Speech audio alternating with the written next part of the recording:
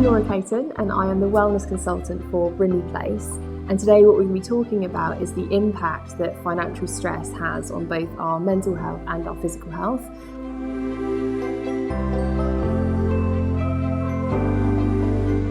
It's so common for people to feel worried, anxious about finances, especially at the end of the year, and especially this year because we've had so many increases in cost of living and now add Christmas on top of that. It's really, really difficult for people.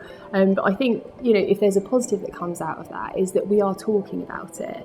And I think one of the biggest problems about financial stress is that there's some sort of false stigma around how we shouldn't be talking about debt, or people feel embarrassed to talk about it.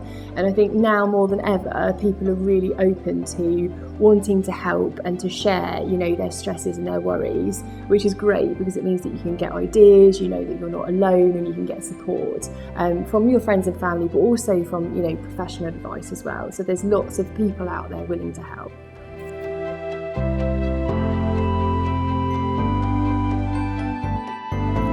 So the physical impacts of financial stress are huge. So they can range from things like headaches, and obviously that can come from generally being stressed, but also things like changes in our diet. So some people, when they're stressed, they say actually you eat 30% worse foods when you're stressed, and often those are filled with sugar. So that can create these kind of tension headaches, but also things like eating bad foods and also dehydration. So when we're preoccupied, we're worried about stuff, we're not kind of keeping on top of our general diet and hydration. So headaches are a really big one.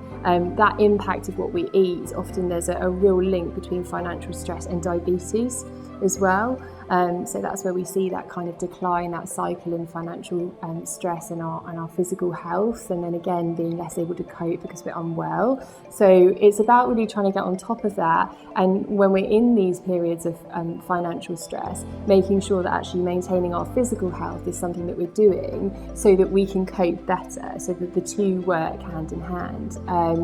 And there are some other effects that happen, so things like escapism, so when we're stressed and we're worried, we just want to try and escape from it.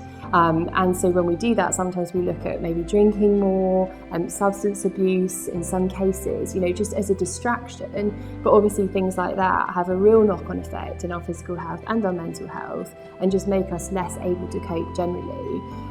Some of the other coping mechanisms, ironically, include things like retail therapy, which can get us into kind of more difficulty, or even gambling at times, in the kind of hope to get out of whatever stress we're in. So it's really important to keep on top of both your mental health and your physical health during these times of financial stress, even when you feel like that might not be the priority. It probably is the thing that's going to keep you going and get you out of it eventually.